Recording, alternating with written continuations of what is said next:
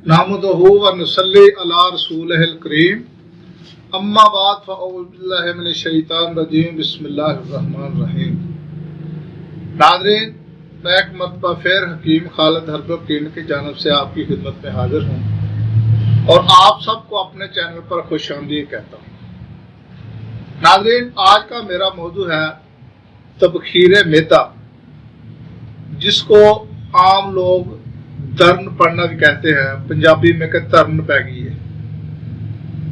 ये इसके बारे में आज थोड़ी सी मैं आपको आगाही दूंगा और इसका इलाज भी आपको बताऊंगा, इसके असबाब क्या हैं और इसकी अलामात क्या हैं। तबखीर मैदा जो है, ये दौरे हाजिर की बहुत ही मशहूर और मरूफ अलामत है, जिसे मर्ज का दर्जा दिया गया है। हालांकि ये तकलीफ मैदा और आंतों में ग़िज़ा के खमीर या तफन के नतीजा में पैदा होती है।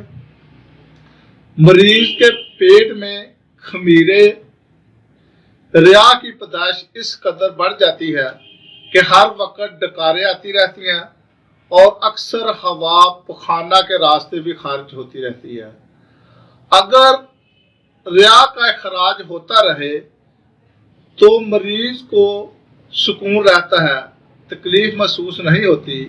लेकिन अगर रिया या हवा बंद हो जाए तो दिल की घबराहट, बेचैनी पैदा होकर मरीज बेहद परेशान हो जाता है। पखाना और हवा के खराज का एहसास इस कदर बढ़ जाता है कि मरीज हर लम्हा में यही सोचता रहता है कि हवा खारिज हो जाए या किसी तरह पखाना आ जाए। लेकिन दोनों सूरतों में जब कोई भी नहीं होती तो बाद दफा दिल में गठन सी महसूस होकर बेचैनी सी महसूस होती है। इसके अलावा नाज़रीन, ये हवा जो है ये पूरे जिस्म में घूमती है। जब अगर इखराज ना हो, पखाना के रास्ते इखराज ना हो, तो डकारें तो आती रहती हैं, जिससे खट्टी डकारें भी होती हैं और बदबूदार भी होती हैं। अगर ये हवा बैक साइड पे चली जाए तो कमर को दर्द होना शुरू हो जाती है। यही हवा अगर कंधों पे चली जाए तो कंधों को खिंचाव शुरू हो जाता है। छाती पे आ जाए तो छाती में दर्द, यानी कि फेफड़ों में सांस में तकलीफ हो जाती है। और यही हवा अगर दिमाग की सर को चलेगी, दिमाग की तरफ चले भी, तो सर दर्द करना शुरू कर देता है, यानी कि बोझ महसूस होता है, तो आदमी जो है वो बेचैन हो जाता है। और अक्सर जिन लोगों को ये मर्ज है, अक्सर उनकी पिंडलियों में भी खिंचाव रहता है, ग़िज़ा सही तरीके से हजम नहीं होती।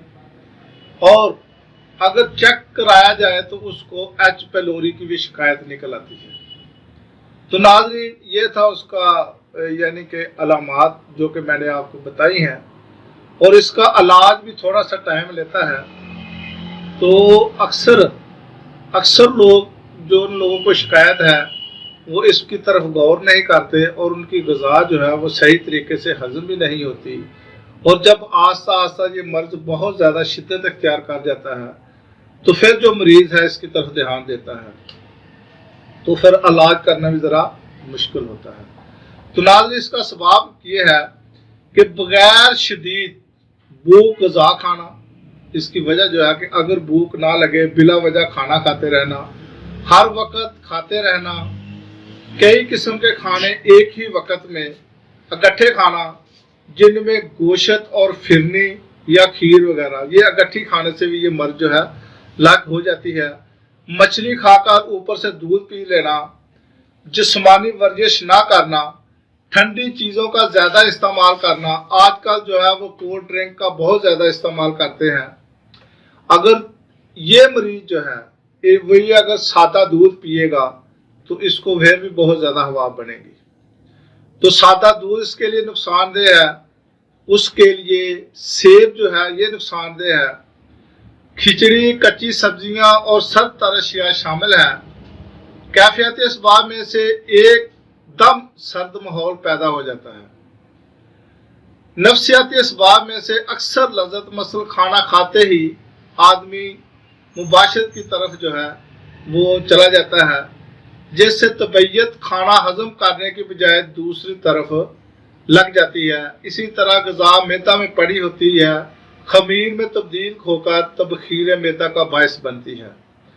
कसरत शराबनोशी, नशावर चीज़ों का इस्तेमाल भी इस मर्ज का सबब होता है।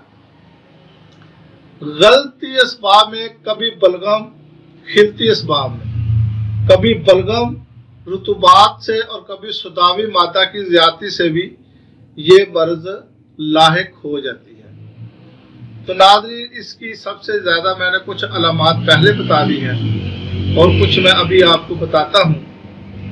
ये पेट में हवा का दबाव इस कदर होता है कि ना पखाना आता है और ना ही हवा खारिज होती है, जिससे मरीज हर वक्त परेशान रहता है। घबराहट, बेचैनी, पेट में गुड़गुड़ की आवाजें पैदा होना, भूख कभी ज्यादा लगना, कभी बिल्कुल बंद हो जाना, बदबूदार हवा का अक्सर खारिज होना, याददाश्त का कम होना, बातें ज्यादा करना, अपनी तकलीफ को बढ़ा चढ़ाकर बयान करना, जिस्म में मुख्तलिफ मकामात पर दर्द की शिकायत करना। बाद मरीज तो इस कदर वहमी हो जाते हैं कि अभी सर में दर्द होता महसूस होता है तो फौरन ही कहेंगे कि लो सर, यानी कि मैं तो अब गया। टांगों में खिंचाव हो जाता है, फौरन ही कहेंगे अब दो बाजू में चला गया है। गर्द के जिस्म के जिस हिस्सा पर भी हाथ रखा जाए वहीं पर दर्द की शिकायत महसूस करता है, यानी कि इसका वहम के साथ भी बहुत ज्यादा तल्लक है। तो नाज़रीन, कभी कभी दिमाग में बहुत ज्यादा बोझ महसूस होता है।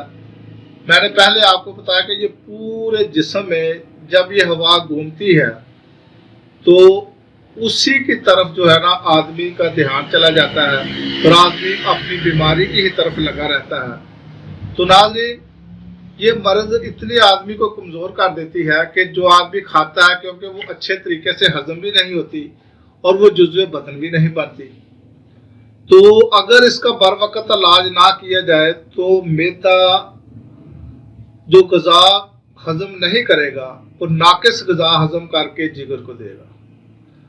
इसीलिए जो मैदे के लोग मरीज है, अगर वो बर वक्त इलाज करा लेते हैं तो वो काफ़ी सारी बीमारियों से बच जाते हैं। तो नाज़रीन, ये एक ऐसा मैदा हमारी जिस्म की बॉडी का पूरी का सरदार है। इसका दुरुस्त होना पूरी बॉडी का दुरुस्त होना ही कहलाता है। अगर हम इसकी तरफ तवज्जो नहीं देंगे तो यकीनन हमें बहुत सारी बीमारियों का सामना करना पड़ेगा। तो नाज़रीन, इसके लिए हमें यह है कि कुछ ग़िज़ाओं का इंतखाब करना है कि वो ग़िज़ाएं हम कैसे खाएं और किस तरह खाएं। तो मैं आज आपको बहुत ही एहतियात के साथ इसके बारे में थोड़ी सी आपको आगाही दूंगा। अगर आप तवज्जो से इसको गौर करेंगे तो आप इसका इलाज घर बैठे ही कर सकते हैं। लेकिन फिर भी अगर ज़्यादा शिद्दत इख्तियार हो तो लाजमी किसी तबीब से जो है वो अपना इसका जो इलाज है वो करवाएं, क्योंकि ये अगर ठीक होगा तो आपकी सारी ग़िज़ाएं, सादा रोटी भी खाएंगे तो वो आपको फ़ायदा देगी। तो नाज़रीन, सबसे पहले इसमें जो मेन ज़रूरी चीज़ है वो ये है कि पेट जब भी आपको तलब करे कोई चीज़ खाने को, भूख लगे, तो पेट को उसी वक्त कोई ना कोई चीज़ ज़रूर दो।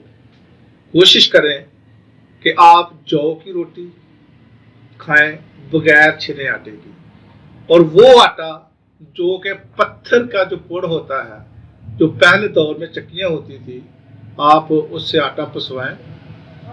अगर ये ना आप खा सके अकेले जौ की रोटी तो आधी आप गंदम ले लें और आधे जौ ले लें। फर्ज करो आपने 5 किलो जौ लेने हैं और 5 किलो ही गंदम लेनी है, 10 किलो हो गया, और 10 किलो में आप 2 किलो चने डाल दें। आप इसका आटा पिसवाएं और अपनी रोटी जो है बगैर छिने आटे की, इसको छानना नहीं है, छलनी के जरिए बगैर छिने आटे की रोटी खाएं। तो जब आप सफर पे जाएं तो 1-2 रोटी अपने बैग में रख लें। कहीं भी जहां कहीं आपको भूख लगे फौरन उसको डिले नहीं करना कि अभी मैं 10 मिनट ठहर के खाता हूँ। आपने उसी वक्त 1-2 नवाले लेने हैं और उसी वक्त आपने खा लेने हैं। अगर आपका पेट दिन में 10 दफा मांगता है तो 10 दफा ही उसको दो, अगर 20 दफा मांगता है तो 20 मरतबा दो। तो ये इसका परहेज बहुत जरूरी है। तो फिर क्यों, इसकी वजह क्या है कि भाई आप आजमा के देख लें कि जब आपको भूख लगी हो और तबखीरे मैदा की शिकायत हो तो आप खाना ना खाएं, तो उस दौरान बहुत ज्यादा हवा बनती है, बहुत ज्यादा रिया बनता है पेट में। तो आपको इसलिए मैं बार बार कह रहा हूं कि मैदे को खाली नहीं रखना, नंबर 1। इसके अलावा जो दूध कहते हैं कि बहुत अच्छी ग़िज़ा है, तबखीरे मैदा के मरीजों के लिए दूध बहुत ही नुकसानदेह है। आपने सादा दूध नहीं पीना। अगर दूध पीना है तो उसमें आप दालचीनी डाल लें, उसमें आप थोड़ा से 2-4 लौंग डाल लें, तो उसमें गर्म करके आप पिए ताकि आपको रिया ना बने। सेब जो है, सेब इसके लिए बहुत ज़्यादा नुकसानदेह है। जो आदमी सेब खाते हैं उनके पेट में बहुत ज़्यादा गैस बनती है, खुसूसी तौर पर वो लोग जो तबखीरे मैदा के मरीज हैं। और ख़ासकर सेब और दूध को इकट्ठे मिलाकर खाना और साथ ही दूध पीना, वो तो बहुत ही ज़्यादा रिया बनेगी पेट में। तो कभी भी आप सेब और दूध को इकट्ठा ना खाएं, और सेब भी अकेला ना खाएं और दूध भी अकेला ना पिए। अगर दूध पीना है तो उसमें थोड़ी सी दालचीनी और लौंग डालकर इस्तेमाल करें। अब आपने खुराक कौन सी खानी है? सब्जियात जो है, रोटी तो मैंने आपको बता दी। सब्जियात में से आपने वो सब्जियां खानी है जो कि आपको रिया पैदा ना करे, हवा पेट में पैदा ना करे। शलजम खा लें, कद्दू का सालन इस्तेमाल कर लें, मूंगरे का सालन इस्तेमाल कर लें, काली तोरी का सालन इस्तेमाल कर लें, टिंडे का सालन इस्तेमाल कर लें, मूली कंडा बनाकर खा लें। तो नाज़रीन, ये सब्जियां खाएं। इसके अलावा गन्ना जो है, अगर गन्ना आप चूस सकते हैं या गंडेरियाँ चूस सकते हैं तो गन्ने का इस्तेमाल करें। फलों में से पपीते का इस्तेमाल करें, खरबूजे का इस्तेमाल करें, जो देसी खरबूजा है, वो जो सफ़ेद रंग का आ रहा है वो नहीं इस्तेमाल करना। इसके अलावा आपने दूसरे फ्रूट जो है, किन्नू अगर खाना है तो मीठा किन्नू खाना है, और किन्नू के ऊपर जो सफ़ेद रंग का छिलका होता है वो नहीं उतारना, वो भी साथ खाना है। उसके बहुत ज़्यादा फ़ायदे हैं। तो नाज़रीन, ये फलों में से अगर अनार है तो वो भी मीठा आप खा सकते हैं। तो पुदीने का इस्तेमाल कसरत से करें। पुदीना ले लें और पुदीने की जो टहनियाँ हैं वो आपने अलग करनी है और उसके सिर्फ आपने पत्ते लेने हैं। वो पत्तों को आपने कूटना नहीं है, उनको आपने कैंची के साथ कतरना है। कतर कर आप रोटी के साथ जैसे सलाद खाते हैं वो पुदीना खाएं। कम से कम एक मरतबा 2-3 तोले खा लें तो इंशाअल्लाह ताला इस मर्ज़ से जो है वो जान छूट जाएगी। तो अब मैं आपको बताता हूँ कि आपने 2 नुस्खे आपको बताऊंगा, वो आप इस्तेमाल करें। आपने हंजल, तुम्मा जिसको कहते हैं, तुम्मा ले लें, राई ले लें और गंधक आंवला सार। ये तीनों चीज़ें हम वजन, यानी कि तुम्मा जिसको तेब में हंजल भी कहते हैं, तुम्मा, राई और गंधक आंवला सार, तीनों चीजें आपने हम वजन लेनी है।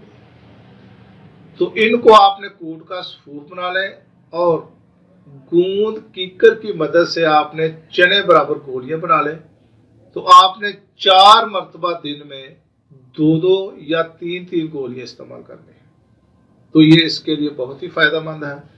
इसके अलावा आप दूसरा नुस्खा जो है वो नोट कर लें। आपने हल्दी लेनी है, आपने मलट्ठी लेनी है। हल्दी, मलट्ठी, गूंद कीकर, लाल सफेद और खुश्क धनिया, ये आप नोट कर लें। दोबारा लिख लें आप। हल्दी, लाल सफेद, खुश्क धनिया, गूंद कीकर और मलट्ठी। ये आगे पीछे मैंने लफ्ज पहले और बताए, आगे पीछे हो गए हैं। लेकिन चीजें यही 5 हैं। इन 5 चीजों को आपने हम वजन लेना है। अगर 1-1 तोला लेना है तो 5 तोले हो जाएगी। अगर आपने आधा पाव लेना है या पाव लेना है तो सब बराबर वजन लेना है और आपने इसका सुफूफ बनाना है। और सुबह नहार में आपने 5 ग्राम पानी के साथ इस्तेमाल करना है और 5 मिनट बाद आप खाना खाएंगे तो आपको इस बीमारी से इंशाअल्लाह ताला निजात मिल जाएगी। तो नाज़रीन, ये इसलिए मैंने आज ये वीडियो बनाई है क्योंकि इस मर्ज़ की बहुत ज़्यादा मुझे कालें आती हैं। तो मैं चाहता हूँ कि ताकि आप लोगों को इसके बारे में आगाही दूँ ताकि आप घर बैठे अपना इलाज कर सकें। खुदा हाफ़िज़। अगली वीडियो तक के लिए इजाज़त है। नाज़रीन, मेरा वीडियो अगर पसंद आए तो मेरा चैनल कीम खाल तर्बीन को सब्सक्राइब करें, लाइक करें, शेयर करें। अस्सलाम वालेकुम व रहमतुल्लाहि व बरकातहू।